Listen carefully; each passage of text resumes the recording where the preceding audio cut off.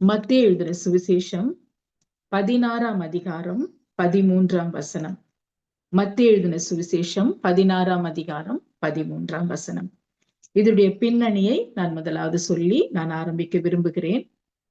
ஆண்டவராகிய இயேசு கிறிஸ்து அநேக ஜனங்களால் சூழப்பட்டிருந்த ஒரு நேரம், அநேகர் அவரை குறித்து பல காரியங்களை பேசிக் கொண்டிருந்த நேரம், முக்கியமாக அவரிடத்திலே குறைகளை கண்டுபிடிக்க வேண்டும் என்று அடிக்கடி யோசித்துக் கொண்டிருந்த பரிசேயர்கள், சதுசேயர்கள் அவரிடத்திலே பல கேள்விகளை கேட்டு எப்படியாவது அவரை விழத்தள்ள வேண்டும், அவரை மடக்க வேண்டும் என்று சொல்லி அவர்கள் வகை தேடிக் கொண்டிருந்த ஒரு நேரமாய் இருந்தது. அப்பொழுது ஆண்டவராகிய இயேசு கிறிஸ்து தன்னுடைய சீஷர்களை பார்த்து அவர் ஒரு வார்த்தை கேட்டார். என்னை குறித்து இந்த ஜனங்கள் என்ன சொல்லுகிறார்கள், என்ன சொல்லுகிறார்கள் என்று அவர் கேட்கும் பொழுது சீஷர்கள் அவரிடத்திலே சொன்ன வார்த்தை என்னவென்றால், ஆண்டவரே, சிலர் உம்மை யோவான் ஸ்நானன் என்று சொல்லுகிறார்கள், இன்னும் சிலர் நீர் எலியா தீர்க்கதரிசி என்று சொல்லுகிறார்கள், நீர் ஏதோ ஒரு தீர்க்கதரிசி என்று சொல்லுகிறார்கள் என்று இவ்விதமாக பலவிதமான அபிப்பிராயங்கள் ஜனங்கள் நடுவிலே இருக்கிறது ஆண்டவரே என்று அந்த சீஷர்கள் சொல்லும் பொழுது கர்த்தர் அவர்களை பார்த்து கேட்டார், நீங்கள் என்ன சொல்லுகிறீர்கள்? நான் யார் என்று நீங்கள் என்ன சொல்லுகிறீர்கள் என்ற வார்த்தை கேட்டவுடனே பேதுரு உடனடியாக அவன் சொல்லுகிறான், ஆண்டவரே, நீர் ஜீவனுள்ள தேவனுடைய குமாரனாகிய கிறிஸ்து. You are Christ, the Son of the living God. நீர் ஜீவனுள்ள தேவனுடைய குமாரனாகிய கிறிஸ்துவா இருக்கிறீர். இது மத்தேயு எழுதின சுவிசேஷம் 16ஆம் அதிகாரம் 16ஆம் வசனத்திலே நாம் படிக்கிறோம். அப்பொழுது இயேசு அவனை பார்த்து சொல்லுகிறார், மாம்சமும் இரத்தமும் இதை உனக்கு வெளிப்படுத்தவில்லை, பரலோகத்தில் இருக்கிற என்னுடைய பிதா உனக்கு இந்த வெளிப்பாட்டை கொடுத்திருக்கிறார். தொடர்ந்து இயேசு சொல்லுகிறார், நீ இப்பொழுது பேதுருவாக இருக்கிறாய், ஆனால் இந்த கல்லின் மேல் நான் என் சபையை கட்டுவேன், பாதாளத்தின் வாசல்கள் அதை மேற்கொள்வது இல்லை. இந்த கல்லின் மேல் நான் என் சபையை கட்டுவேன், பாதாளத்தின் வாசல்கள் அதை மேற்கொள்வது இல்லை என்று கர்த்தர் சொன்னார். அது மாத்திரமல்ல, மத்தேயு எழுதின சுவிசேஷம் அதே 16ஆம் அதிகாரத்திலே தொடர்ந்து நாம் படிக்கும் பொழுது 19ஆம் வசனம் வரும் பொழுது இயேசு சொல்லுகிறார், பரலோக ராஜ்யத்தின் திறவுகோல்களை நான் உனக்கு தருவேன், பூலோகத்தில் நீ கட்டுகிறது எதுவோ அது பரலோகத்திலே கட்டப்பட்டிருக்கும், பூலோகத்தில் நீ கட்டவிழ்ப்பது எதுவோ அது பரலோகத்திலும் கட்டவிழ்க்கப்படும். அருமையான கர்த்தருடைய பிள்ளைகளே, சீமோன் பேதுரு ஒரு சரியான வெளிப்பாடோடு இயேசுவுக்கு அவன் பதில் கூறின பொழுது ஆண்டவருடைய உள்ளம் மிகவும் சந்தோஷம் அடைந்தது. பேதுருவே, இது நீயாக சொல்லலப்பா, இது என் பிதா உனக்கு கொடுத்த ஒரு பெரிய வெளிப்பாடு, மாம்சமும் இரத்தமும் உனக்கு இதை கொடுக்கவில்லை என்று அவர் சொல்லி அதற்கு பிற்பாடு சொல்லுகிறார், பரலோக ராஜ்யத்தின் திறவுகோல்களை நான் உனக்கு தருவேன். அருமையான கர்த்தருடைய பிள்ளைகளே, இந்த காலை வேளையிலும் கூட நம்முடைய ஆண்டவராகிய இயேசு கிறிஸ்து நம்மை பார்த்து சொல்லுகிறார், பரலோக ராஜ்யத்தின் திறவுகோல்களை நான் உனக்கு தருகிறேன். திறவுகோல்கள் என்றால் நமக்கு தெரியும், சாவிகள். திறவுகோல் என்றால் ஒரு சாவி. ஆனால் கர்த்தர் இங்கு சொல்லுகிற வார்த்தையை பாருங்கள், திறவுகோல்கள், பல சாவிகளை, பல திறவுகோல்களை, ஒன்றல்ல பல திறவுகோல்களை நான் உனக்கு தருகிறேன். ஒரு திறவுகோல் இருந்தால்தான் ஒரு பூட்டை நாம் திறக்க முடியும். பூட்டை திறப்பதுதான் ஒரு சாவி, அல்லாவிட்டால் ஒரு திறவுகோல். அல்லாவிட்டால் ஒரு அறைக்குள்ளே பிரவேசிப்பதற்கோ ஒரு காரியத்துக்குள்ளே பிரவேசிப்பதற்கோ நமக்கு கொடுக்கப்படுகிறது தான் திறவுகோல். நல்ல பொக்கிஷங்களை நாம் நன்றாக பூட்டிதான் வைப்போம். உதாரணமாக நகைகளை நாம் அங்கெங்கும் போட்டு விடுவோம் என்றால் அது தொலைந்து போவதற்கு ஒரு வாய்ப்பு இருக்கிறது. ஆனால் அப்படிப்பட்ட பொக்கிஷமான பொருட்களை நாம் பூட்டி வைப்பது இயல்பான ஒரு காரியம். ஒரு சமயம் பேங்குக்கு போகிறோம், பெரிய பணக்கட்டை நாம் வித்ட்ரா பண்ணி கொண்டு வருகிறோம். அதை அங்கும் இங்கும் போட மாட்டோம். பீரோலே வைத்து ஒரு சாவி போட்டு அதை பூட்டி வைப்போம். அதை எல்லாரிடத்திலும் நாம் கொடுப்பது அல்ல. நாம் தான் அதை பயன்படுத்துவோம். அல்லாவிட்டால் மிகவும் நம்பிக்கையாயிருக்கிற ஒரு நபரிடத்திலே தான் அந்த திறவுகோலை நாம் கொடுப்போம் அல்லவா? ஆண்டவராகிய இயேசு கிறிஸ்து பேதுருவையும் அவனோடு கூட இருந்த சீஷர்களையும் பார்த்து சொல்லுகிறார், பரலோக ராஜ்யத்தின் திறவுகோல்களை நான் உங்களுக்கு தருகிறேன். யோசித்து பாருங்கள், ஒரு பணக்கட்டு, ஒரு நகை, இதற்கே நாம் அவ்வளவு ஒரு பீரோலை வைத்து அதை பாதுகாத்து அதை யாரும் திறக்காதபடி அந்த சாவியை நாம் வைத்துக் கொள்கிறோம். பிரியமானவர்களே, ஆண்டவர் நம்மீது எவ்வளவு அன்பு வைத்திருப்பார் என்றால், பரலோக ராஜ்யத்தின் திறவுகோல்களை நான் உனக்கு தருகிறேன் என்று அவர் சொல்லுகிறார். பரலோக ராஜ்யத்தை காட்டிலும் ஒரு பெரிய பொக்கிஷம் கிடையாது.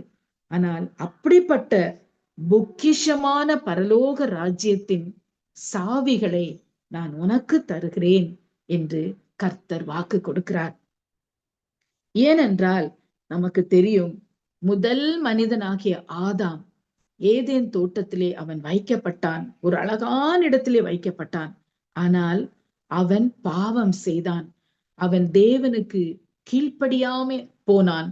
இப்படியாக அவனுடைய டிஸ்ஒபீடியன்ஸ் வந்ததுனால, அவன் கீழ்ப்படியாமல் போனது நிமித்தம் அவனுடைய வாழ்க்கையின் எல்லா காரியங்களும் பிசாசுடைய அதிகாரத்துக்குள்ளே, பிசாசுடைய ஆளுகைக்குள்ளே அது கடந்து வந்தது. அருமையானவர்களே, மனுஷனுடைய வாழ்க்கையிலே நடக்க வேண்டிய நன்மையான காரியங்களை அவன் இழக்க வேண்டியதா இருந்தது.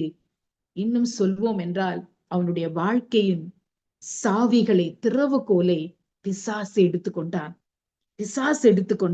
அருமையானவர்களே, பிசாசுடைய திட்டம் படிதான், பிசாசு என்ன தீர்மானிக்கிறானோ அதன்படிதான் அவனுடைய வாழ்க்கையை அமைப்பதற்காக அவனுடைய வாழ்க்கையின் சாவியை பிசாசு எடுத்துக்கொண்டான்.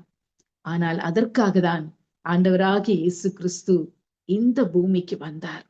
அவர் வந்து தன்னுடைய ஜீவனை சிலுவையிலே ஊற்றி அவர் மரணம் அடைந்து 3ஆம் நாள் உயிரோடு எழுந்து இன்றைக்கும் நமக்காக பரிந்து பேசிக் கொண்டிருக்கிறார். எதற்காக? பிரியமானவர்களே, அந்த சிலுவை மரணத்தின் மூலமாக பிசாசு நம்முடைய வாழ்க்கையின் மேல் வைத்திருந்த அந்த அதிகாரத்தின் சாவியை இயேசு பிடுங்கி விட்டார். இனிமேல் பிசாசுக்கு கர்த்தருடைய பிள்ளைகள் மேல் அதிகாரம் இல்லை. கர்த்தருடைய பிள்ளைகளுடைய வாழ்க்கையை நடத்துகிற அதிகாரம் சாத்தானுக்கு கிடையாது.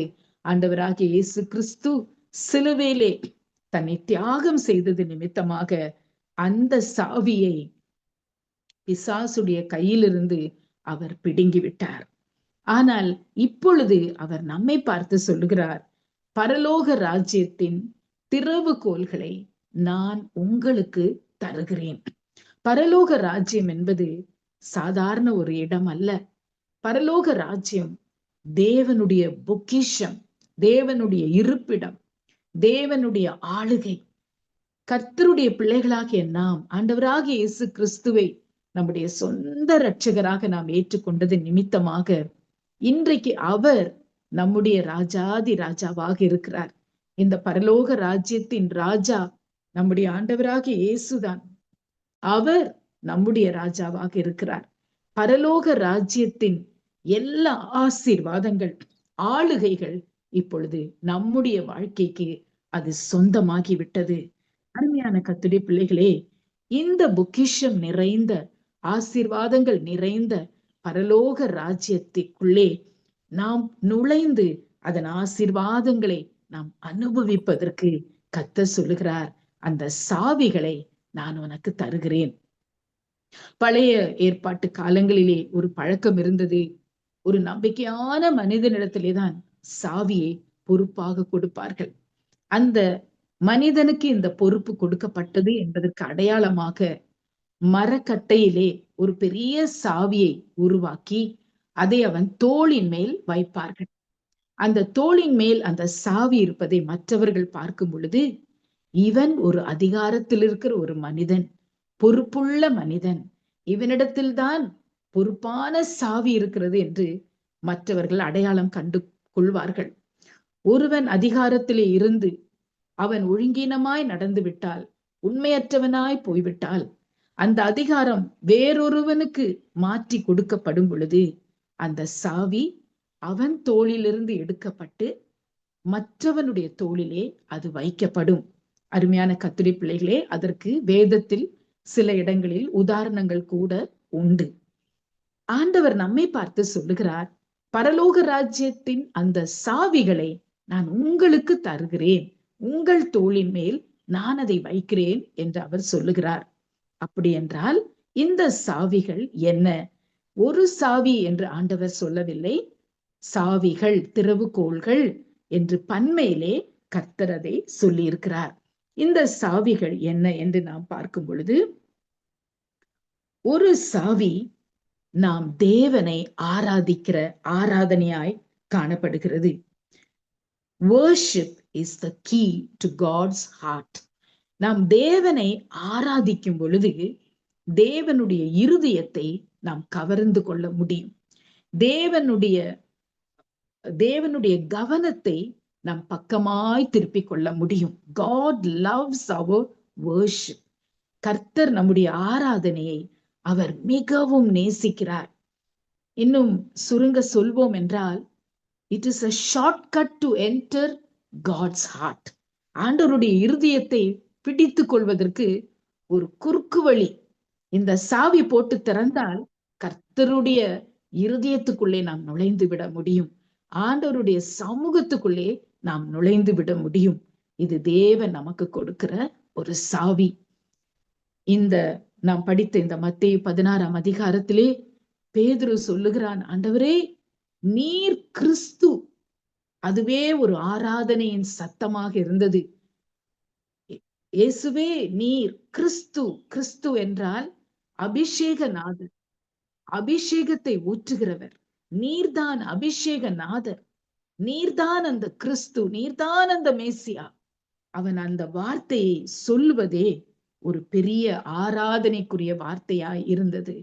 ஆராதனை என்றால் என்ன அருமையானவர்களே? ஆராதனை என்றால் நம்முடைய தேவனை எல்லாவற்றை காட்டிலும் உயர்த்துகிற ஒரு அனுபவம். நாம் ஏன் உயர்த்துகிறோம்? எப்படி நம்மால் உயர்த்த முடிகிறது? அவருடைய அன்பினால் நாம் நிரம்பி இருக்கும் பொழுது. It is an extravagant love. அது எல்லைக்கு உட்படுத்த முடியாத, எல்லையை தாண்டுகிற ஒரு அன்பு. அந்த அன்பினால் நாம் நிறையும் பொழுதுதான் ஆராதனை நம்மிடத்திலிருந்து தானாக புறப்பட ஆரம்பிக்கிறது. பாட்டு பாடுவது, கை கரங்களை தட்டுவது, மியூசிக் வாசிப்பது, இது மாத்திரம் ஆராதனை அல்ல. அது ஆராதனை தான், ஆனால் அது மாத்திரம் ஆராதனை அல்ல. நம்முடைய உள்ளத்தின் ஆழத்திலிருந்து எல்லைக்கு மீறிய ஒரு அன்பினால், தேவ அன்பின் வெள்ளத்தினால் நிரம்பி நாம் ஆண்டவரை உயர்த்துகிறோம் அல்லவா? அதுதான் ஆராதனை. இந்த இடத்திலே பேதுரு சொல்லுகிறான், நீர்தான் கிறிஸ்து அப்பா. நீர் ஒரு சாதாரண தீர்க்கதரிசி அல்ல, மற்ற ஜனங்கள் சொல்வது போல அல்ல, நீரே கிறிஸ்து என்று இயேசுவை அங்கே உயர்த்தினான். நாம் ஆண்டவரை ஆராதிக்கும் பொழுது அவருடைய பிரசன்னத்துக்குள்ளே நாம் பிரவேசிக்கிறோம். அந்த சாவி நாம் பயன்படுத்தி ஆண்டவருடைய பிரசன்னம் இருக்கிற இடத்துக்குள்ளே நாம் ஏறி வருகிறோம். அவருடைய ஆலயத்துக்குள்ளே ஏறி வருகிறோம். அவர் இருக்கிற அந்த அரண்மனைக்குள்ளே நாம் அப்படியே பிரவேசித்து விடுகிறோம். அப்பொழுது என்ன நடக்கும் பிரியமானவர்களே? நம்முடைய பாரங்கள், நம்முடைய தோள் மேல் தொங்கிக் கொண்டிருக்கிற கவலைகள், பாரங்கள், நோய்கள், பிரச்சனைகள், மனக்லேசங்கள், இதோடுதான் நாம் வருகிறோம். ஆனால் அந்த சாவியை போட்டு நாம் திறக்கும் பொழுது அந்த அறைக்குள்ளே தேவ பிரசனம், தேவனே வீற்றிருக்கிற அந்த அறைக்குள்ளே இந்த வியாதிகள் வர முடியாது, இந்த மனக்லேசங்கள் வர முடியாது, இந்த பாரங்கள் வர முடியாது. அப்பொழுது நம்முடைய தோள்களில் இருந்து அதெல்லாம் மட மட மட என்று கீழே விழுந்து விடும்.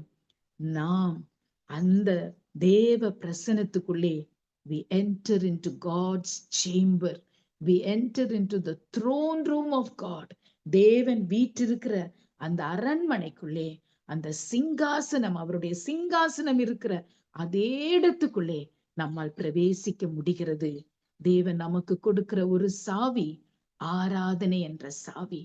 ஹல்லேலூயா! எப்பொழுதெல்லாம் நாம் தேவனை ஆராதிக்கிறோமோ அப்பொழுதெல்லாம் அந்த சாவி, ஹல்லேலூயா, தேவன் இருக்கிற அறையின் கதவை திறந்து விடுகிறது. நாம் தேவ சமூகத்துக்குள்ளே நாம் பிரவேசித்து விடுகிறோம். அருமையானவர்களே, ஹல்லேலூயா! அப்பொழுது நம்மை பிடித்து கொண்டிருக்கிற, நம்மை பின்பற்றி கொண்டிருக்கிற சாத்தானின் சகல கிரியைகளும் நம்மை விட்டு விலகி போகிறது.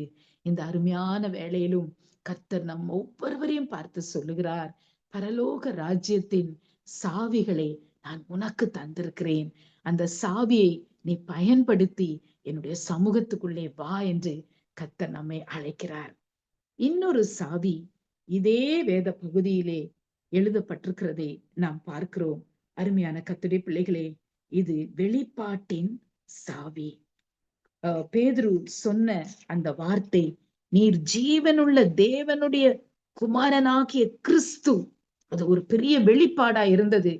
எனவேதான் இயேசு அவனை பார்த்து சொன்னார், மாம்சமும் இரத்தமும் இதை உனக்கு சொல்லவில்லை, ஆனால் பரலோகத்தில் இருக்கிற என் பிதா உனக்கு இதை வெளிப்படுத்தி இருக்கிறார். அதோடு கூட ஆண்டவர் நிறுத்தவில்லை. அவர் சொன்னார், இதன் மேல் என் சபையை நான் கட்டுவேன். இந்த கன்மலையின் மேல், I will build my church on this rock. அந்த ராக் என்றால் என்ன? ஒரு மனுஷன் அல்ல, தேவனிடத்திலே அவன் பெற்றுக்கொண்ட அந்த வெளிப்பாடு. கர்த்தருடைய ஊழியத்தை செய்வதற்கு நமக்கு வெளிப்பாடு அவசியமாயிருக்கிறது. ஆண்டவரை குறித்த வெளிப்பாடு ஒரு நாள், 2 நாள் அல்லது பல வருடங்கள், பல மாதங்களிலே நாம் அறிந்து கொள்ளவே முடியாது. ஒவ்வொரு நாளும் இயேசு யார், அவர் எப்படிப்பட்டவர், அவருடைய குணங்கள் என்ன, அவருடைய தன்மைகள் என்ன, அவர் எப்படி நடந்து கொள்வார், அவர் எப்படியெல்லாம் நம்மை வழி நடத்துகிறார், இதை நாம் அறிந்து கொண்டே இருக்கிற அந்த அனுபவம் தான் வெளிப்பாடு.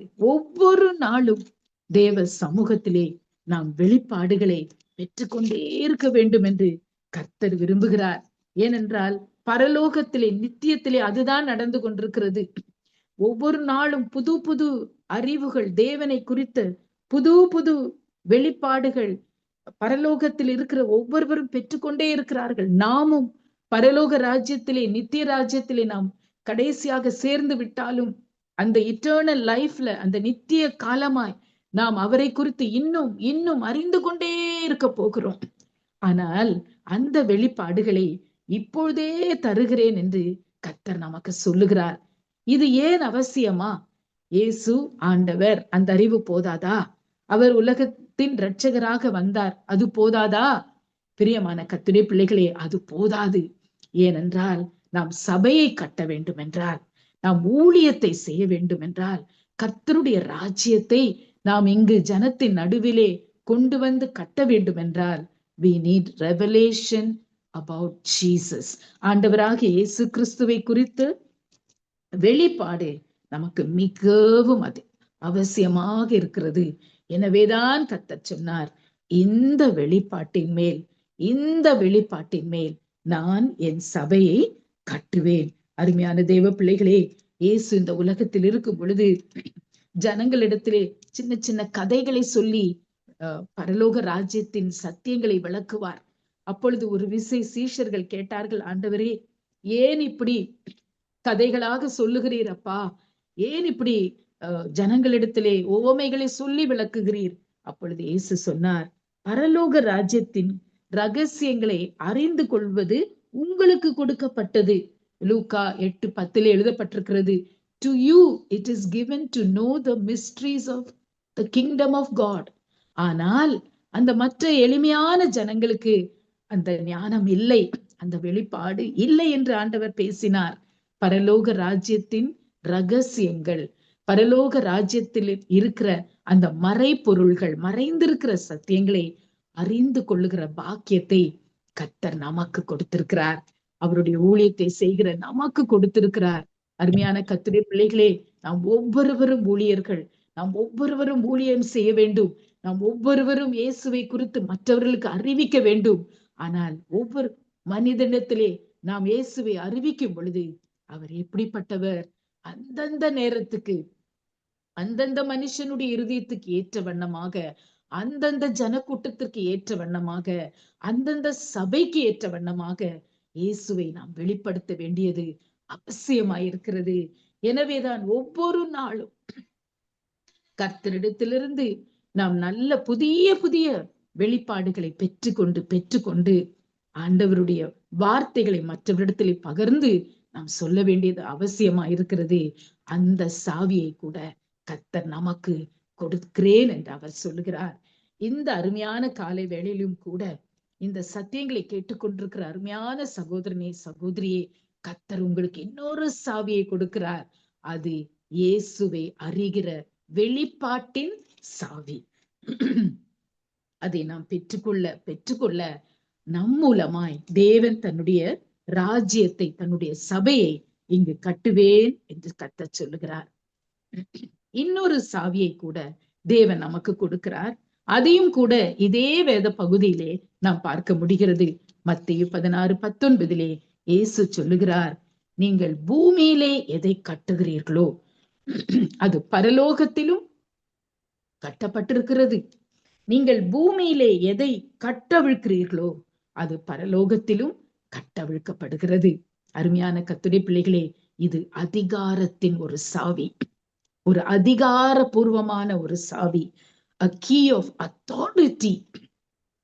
இந்த அத்தாரிட்டி, இந்த அதிகாரம் நமக்கு முக்கியமாக எங்கே அவசியப்படுகிறது என்றால் நம்முடைய ஜெப வேளையிலே இது அவசியப்படுகிறது. மற்றவர்களுக்காக நாம் பரிந்து பேசி ஜெபிக்கிறோம் அல்லவா, அந்த நேரத்திலே இந்த அதிகாரம் நமக்கு மிகவும் மிகவும் அவசியமாய் காணப்படுகிறது. ஏனென்றால் கர்த்தர் சொல்லுகிறார், நீங்கள் ஜெபிக்கும் பொழுது, மற்றவர்களுக்காக பரிந்து பேசும் பொழுது, மற்ற காரியங்கள் இந்த உலகத்திலே நடக்க வேண்டும், இந்த பூமியிலே வர வேண்டும், எங்கள் குடும்பத்திலே நடக்க வேண்டும், எங்கள் தேசத்திலே நடக்க வேண்டும் என்று நாம் பரிந்து பேசும் பொழுது கர்த்தர் சொல்லுகிறார், நீங்கள் எதை கட்டுகிறீர்களோ அது பரலோகத்தில் கட்டப்படுகிறது. நீங்கள் எதை கட்டவிழ்க்கிறீர்களோ அது பரலோகத்திலே கட்டவிழ்க்கப்படுகிறது. அருமையான கர்த்தருடைய பிள்ளைகளே, அப்படிப்பட்ட ஒரு சாவியை கர்த்தர் உங்களுக்கு தந்திருக்கிறார். எனவே நாம் ஜெபிக்கும் பொழுது, ஒரு சமயம் வியாதிப்பட்ட ஒருவருக்காக நாம் ஜெபிக்கும் பொழுது, இயேசுவின் நாமத்திலே இந்த வியாதியை நான் கட்டுகிறேன், இந்த நுரையீரலிலே காணப்படுகிற எல்லா கோழைகளும், எல்லா வேதனைகளும், வலிகளும் இயேசுவின் நாமத்திலே நான் கட்டுகிறேன் என்று நாம் சொல்லும் பொழுது அது பரலோகத்தில் கட்டப்படுகிறது. அதே சமயத்தில் நான் பரிபூர்ண சுகத்தை கட்டவிழ்த்து விடுகிறேன், நான் நன்றாக சுவாசம் எடுக்கக்கூடிய வல்லமையை நான் கட்டவிழ்த்து விடுகிறேன், இந்த வியாதி விலகி போகும்படியாய் பூர்ண சௌக்கியம் உண்டாகிற அனுபவத்தை கட்டவிழ்க்கிறேன் என்று நாம் சொல்லும் பொழுது அது பரலோக ராஜ்யத்திலே கட்டவிழ்க்கப்படுகிறது. அந்த மனுஷனுக்கு பூர்ண சுகம் உண்டாகிறது. அப்படிதான் ஒவ்வொரு காரியத்திலும் நாம் ஜெபிக்கும் பொழுது, பரிந்து பேசும் பொழுது, நாம் இயேசுவின் நாமத்திலே எதையெல்லாம் கட்டுகிறோமோ, எதையெல்லாம் நிறுத்துகிறோமோ அது பரலோக ராஜ்யத்திலே கட்டப்படுகிறது.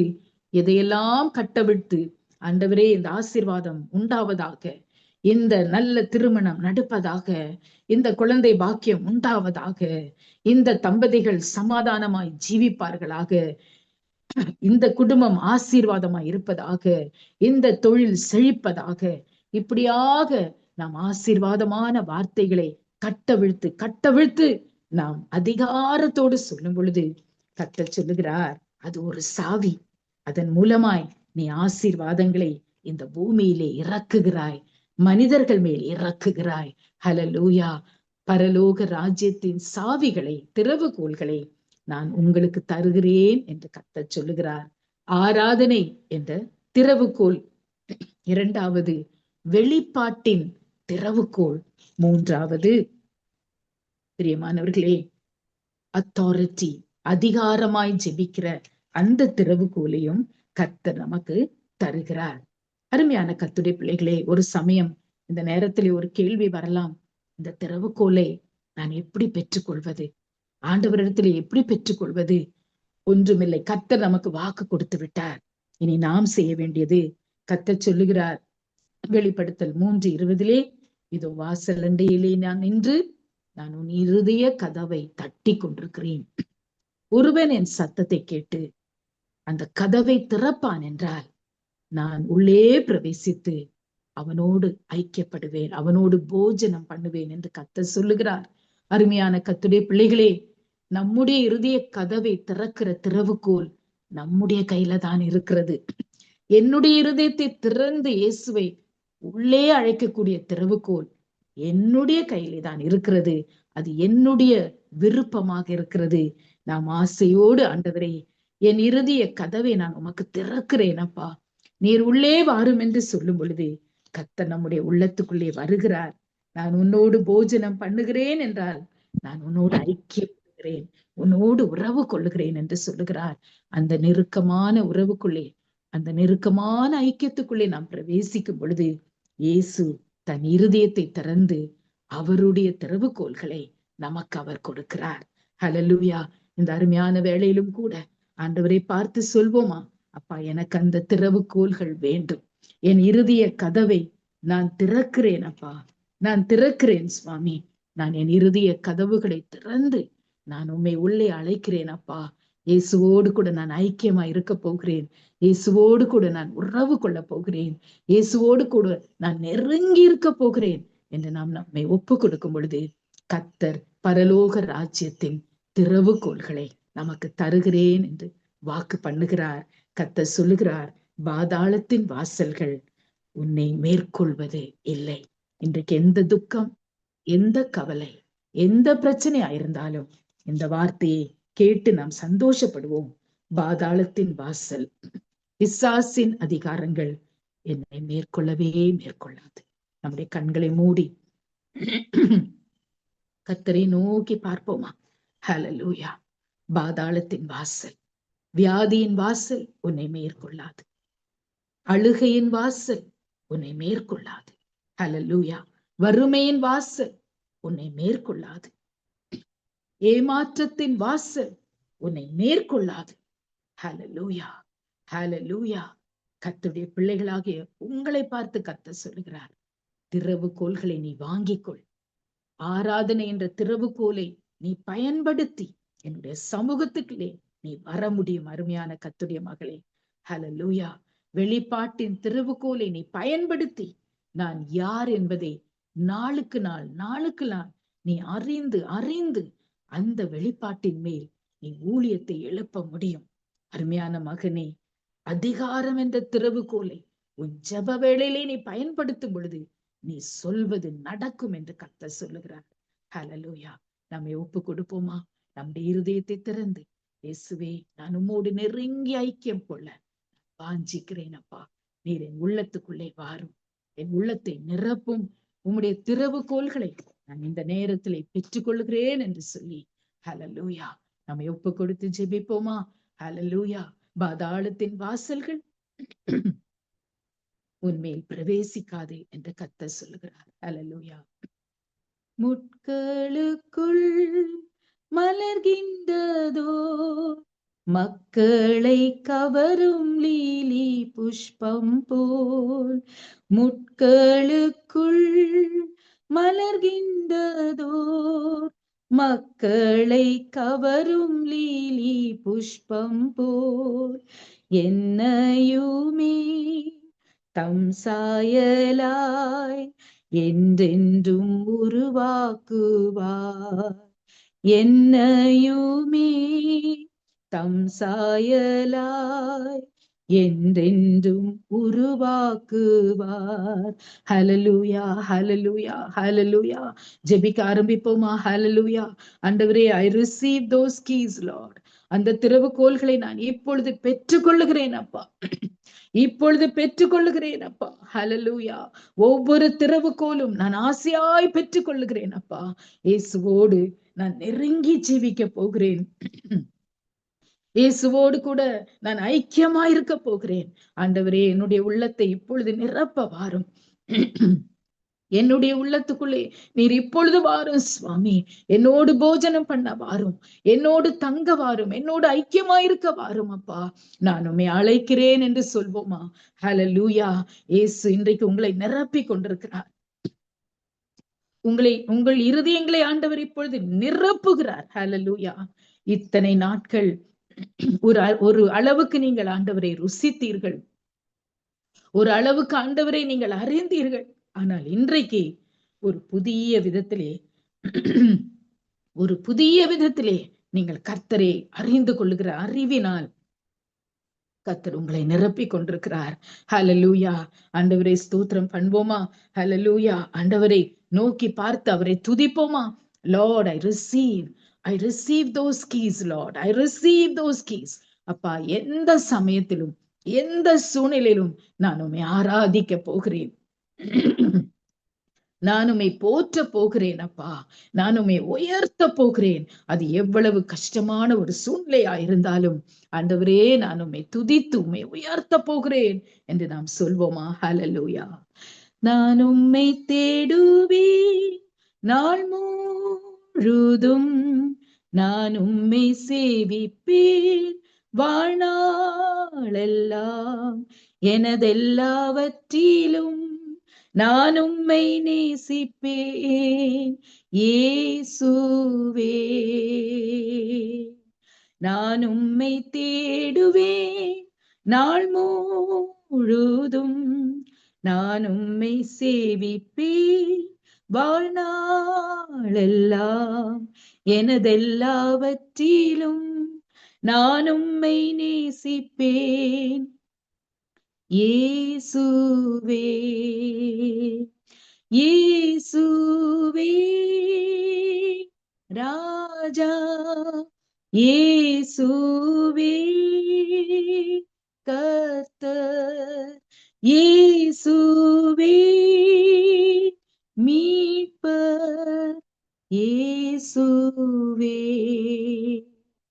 எங்களை மிகவும் அதிகமாக நேசிக்கிற எங்கள் நல்ல தகப்பனே, ஆசீர்வதிக்கப்பட்ட இந்த வேலைக்காக உம்மை நன்றியோடு துதிக்கிறோம் அப்பா. காலைதோறும் உம்முடைய கிருபைகள் எங்களுக்கு புதிதா இருக்கிறது ஆண்டவரே. காலைதோறும் நீர் எங்களை விசாரிக்கிறவர் அப்பா. ஆண்டவரே, நாங்கள் மனிதர்கள் அப்பா, நாங்கள் மண்ணுக்கு ஒப்பானவர்கள் சுவாமி. ஹல்லேலூயா. ஆனாலும் நீர் எங்களை நினைத்து எங்கள் மத்தியிலே வருவதற்காக உமக்கு நன்றி சுவாமி. இன்றைக்கு கூட ஒரு புதிய விதத்தில் உம்முடைய அன்பினால் எங்களை நிரப்பி விட்டதற்காக உமக்கு ஸ்தோத்திரம் அப்பா. ஆண்டவரே, எத்தனையோ பேருடைய உள்ளங்களிலே சோர்வுகள் அப்பா. எத்தனையோ பேருடைய உள்ளத்திலே நான் ஜெபித்து கொண்டிருக்கிறேன், என் ஜெபம் இன்னும் கேட்கப்படவில்லையே என்ற அழுகையின் சத்தம் ஆண்டவரே. ஹல்லேலூயா. நான் உழைக்கிறேன், கர்த்தருடைய ராஜ்யத்துக்காக பிரயாசப்படுகிறேன், ஒரு முன்னேற்றத்தை நான் பார்க்கவில்லையே, ஒரு வளர்ச்சியை நான் பார்க்கவில்லையே. ஹல்லேலூயா. ஹல்லேலூயா. என் சொந்த குடும்பத்தின் பிரச்சனைகளே எனக்கு அதிக பாரமா இருக்கும் பொழுது மற்றவர்களுக்காக நான் எப்படி ஜெபிக்க முடியும் என்று உம்முடைய பிள்ளைகள் கேட்கிறதை நீர் கவனிக்கிறீர் அப்பா. ஹல்லேலூயா. இதோ உனக்கு முன்பாக திறந்த வாசலை வைக்கிறேன் என்று நீர் இப்பொழுது சொல்வதற்காக உமக்கு ஸ்தோத்திரம் ஆண்டவரே. ஒவ்வொருடைய வாழ்க்கையிலே என்னென்ன வாசல் அடைக்கப்பட்டிருந்தாலும் ஹல்லேலூயா, இந்த நேரத்திலே திறந்த வாசல்களை நீர் வைப்பதற்காக உமக்கு ஸ்தோத்திரம். Let every door be opened in the name of Jesus. அடைக்கப்பட்ட ஒவ்வொரு வாசலும் திறக்கப்படுவதாக என்று ஜெபிக்கிறேன். வேலை வாய்ப்பின் வாசல்கள் திறப்பதாக, திருமணத்தின் வாசல்கள் திறப்பதாக, சுகத்தின் வாசல்கள் திறப்பதாக. ஹல்லேலூயா. ஹல்லேலூயா. சந்தோஷம் சமாதானத்தின் வாசல்கள் திறப்பதாக. தகப்பனே, இனி நீ அழுது கொண்டிராய் என்று நீ சொல்வதற்காக உமக்கு ஸ்தோத்திரம் அப்பா. இனி நீ அழமாட்டாய், இனி நீ அழமாட்டாய், உனக்காக நான் வாசலை திறக்கிறேன் என்று சொல்வதற்காக உமக்கு நன்றி ஆண்டவரே, உமக்கு நன்றி ராஜா. ஊழியங்கள் எழும்புவதாக, சபைகள் வளருவதாக, பாதாளத்தின் வாசல்கள் எங்களை மேற்கொள்வது இல்லை என்று நாங்கள் கட்டளையிட்டு ஜெபிக்கிறோம் அப்பா. அந்த வாக்குத்தத்தத்தை நாங்கள் பெற்றுக் கொள்ளுகிறோம் தகப்பனே. இந்த நாளிலும் கூட இயேசுவை புதிய விதத்தில் அனுபவிக்க, புதிய விதத்தில் அறிந்து கொள்ள, புதிய வெளிப்பாடுகளை உங்களுடைய பிள்ளைகள் ஒவ்வொருவருக்கும் நீர் தருவதற்காக உமக்கு கோடி ஸ்தோத்திரங்களை நாங்கள் ஏறெடுக்கிறோம் தகப்பனே, ஏறெடுத்து ஜெபிக்கிறோம் அப்பா. ஒவ்வொருவருடைய பாரம், மனதிலே என்ன துக்கம் இருந்தாலும் இந்த நேரத்திலே நாங்கள் உம்மை ஆராதித்துக் கொண்டிருக்கிற இந்த வேளையிலே கர்த்தருடைய சன்னிதானத்துக்குள்ளே ஒரு துன்பமும் நுழைய முடியாது, ஒரு கஷ்டமும் நுழைய முடியாது. அவை எல்லாம் விலகி போனதற்காக நன்றி சுவாமி. அதை எல்லாம் நீர் விலக்கி போட்டதற்காக நன்றி. இந்த நாள் முழுவதும் கர்த்தருடைய பிள்ளைகள் கர்த்தருடைய சமூகத்தினால் நிரம்பி வழியும்படியா நான் ஜெபிக்கிறேன். ஒவ்வொருடைய பாத்திரமும் நிரம்பி வழிவதாக, நிரம்பி வழிவதாக. உங்கள் ஜீவனுள்ள நாளெல்லாம் நன்மையும் கிருபையும், கர்த்தருடைய நன்மையும் கர்த்தருடைய கிருபையும் தொடர்வதாக என்று ஆசீர்வதித்து ஜெபிக்கிறேன் அப்பா. எல்லா நன்மைகளும் அப்பா இயேசுவின் நாமத்திலே நாங்கள் கேட்டுக்கொள்ளுகிறோம் எங்கள் ஜீவனுள்ள நல்ல பிதாவே. ஆமென்.